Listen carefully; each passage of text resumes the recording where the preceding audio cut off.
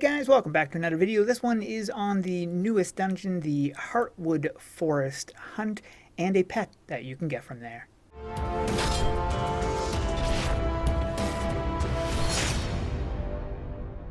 So to get to this location, right over there, you're going to be seeing the entrance to Heartwood Forest. You can just come all the way down here, and you're going to be seeing this guy right here. Interact with him. You're going to be seeing a armor set that you can get. And this is an excellent armor set, really good stats on all of the stuff. Now, I'm not going to be showing you what it looks like because I already did that in another video, but this one is going to be focusing on the Heartwood Forest Hunt. Before you do that, make sure that you've run this dungeon, because this is the tutorial which will be teaching you everything you need to know before you get into this one. This little thing you see right here is the pet that you can get, and look at this. Upon clicking on it, that's the kind of weird glitchy, there we go. Took a second for him to do it properly, but that's what he does. Hides in his little shell. This is a pet right here. It's a rare Cryptodirax, and that's what it looks like. Really cool looking pet. In this video, I'll be showing you how you can get that pet, as well as how you can beat this dungeon. So if you enjoy it, be sure to hit that thumbs up button and subscribe. Now I want to say big thanks to the people who helped me get this pet, because it was not easy. It took us like an hour to do it because I was not prepared at all. I didn't have any of the stuff. We had to get a bunch of materials, and then we did run into a couple bugs while fighting the boss. So it took a little while, but I did finally get the pet. Big thanks to them. You'll be seeing them throughout this video as I show different clips. So the first thing we're going to want is some lumber. So let's take down a tree so we can get some of that. Grab some lumber. Once you have enough lumber, you're going to be seeing little green things like this. Now they spawn in pretty much all the buildings as long as you have the lumber that you need. Once your crafting table is ready to go, just interact with it. You can craft the armor if you've got the stuff to do so, or you can craft these. At the bottom we get the spicy bait. This is what is used to trap the boss, or to bait the boss rather. And to get this, you're going to be needing the Thorn Wing, which is dropped by the Thorn Wings, and the Spices Bowl. This is a Spices Bowl right here. You're going to be needing drops from the Thorn Wing, drops from the spider, and drops by the Carnivolings. You're also going to be needing the turtle shell, and I'll be showing you how you can go and get that.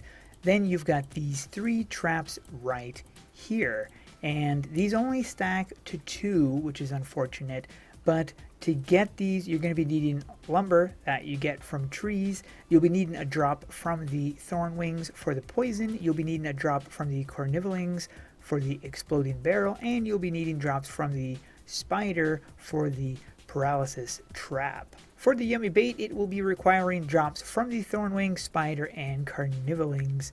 And then you've got the rope. Now the ivy thread is dropped by the Thorn Wings, but it's only like a 50% drop rate or something. It's pretty low, so it takes a little while to get the rope. Luckily, you're not going to be needing a whole lot of rope, but you're going to need 5 rope to craft the net trap. The net trap is what is used to catch the pet I have. You're also going to be needing the Alluring Scent. And to get this, you're going to be needing the turtle shell. I will be showing you how to get this.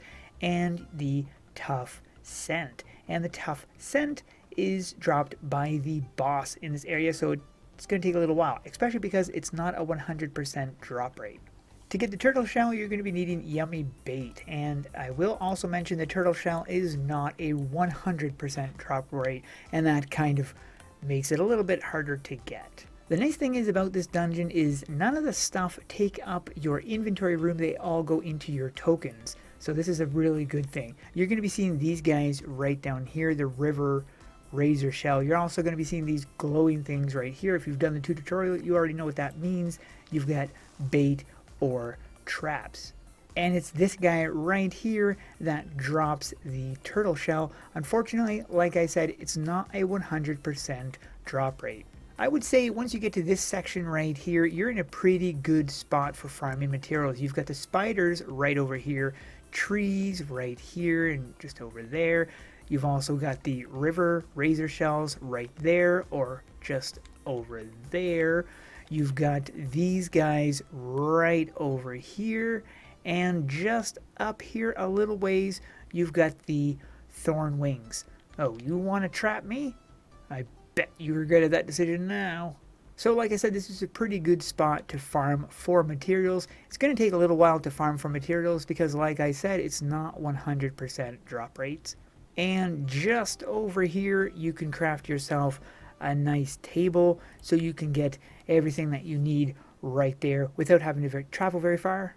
And once you're set and ready to go, you need to go and hunt the boss. There's 3 locations that the boss goes and rests. When he rests, he starts to regain health. So if you've been battling for him a little bit and you notice his health starts going back up, it's because he's at one of these rest areas. So right here is a bait area, and then you have 3 trap areas here. So you can place your traps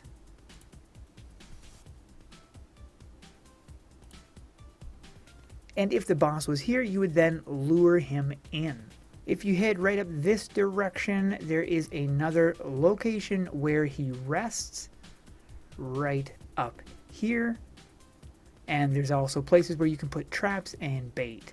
The next location is just across this bridge and through this little tunnel. There's the boss right there. He's taking off just as I'm coming up. And then right up here, you've got more places for bait and traps. You're going to want to work together with your team, making sure that all of your team have traps and have bait. It's also a big advantage if you have the Guardian class, and not because you're going to be using your Guardian class, but because it has a skill, a cross skill that is really good. It's called Provoke, and this draws aggro to you, works 100%, and it is really effective at drawing him towards you, so then you can then lure him into your traps. Just make sure if there's more people than you running the lure that you don't all provoke at the same time. And if you do, make sure that you're provoking him onto a trap. It's also really handy if you have somebody running warrior. You can pretty much use whatever class you want, but you would probably want to run hard-hitting classes like warrior or pirate, maybe dragon slayer or berserker. So the minute the lure runs out and he turns back into normal, he's going to take off running and go to another location. When this happens, be sure to bait him immediately and then continue your onslaught by luring him into the traps. The most essential part of this is making sure he's being lured into the traps. This will make the fight much quicker. The boss battle could take anywhere between 5 to 10 minutes, possibly even 15 if you had really unfortunate issues. Unfortunately, during the filming of this video, there was a bug where we couldn't place our bait in one of the areas. Upon defeating the boss, don't leave the area. Come back to this location and up through here, and you're going to be finding a little turtle inside this little log. Man, he's a cute little bugger too. You're also going to see a visible area where you can place your net. And if you have the Alluring Scent, you're going to see that little area too. Once you've placed your Alluring Scent, he will be drawn out towards your bait, and then he will be trapped. This will cause a chest to spawn. Do not hit the chest immediately if you're with other people who want this. Now the chest only has a very little amount of HP, and if you want other people to be able to get an opportunity at getting this pet at the same time as you are going to want to switch to your Guardian, or if somebody else in your party has Guardian, have them put on the Guardian. Anybody else in your party that has Guardian can use it, and then somebody who doesn't have Guardian can then prepare to hit the chest. But don't hit it just yet. You want your Guardians to use the heal ability. Upon using the heal ability, it will be drawing aggro from the chest, guaranteeing that they will be getting the drop from it. Now, just in case, I decided to unequip all of my stuff, and then after taking a swing at the chest, I backed away and I let somebody else hit it. But everybody there, including the one who did not hit the chest at all, was able to get the drop. It was only because he used his heal he was able to get the drop as well.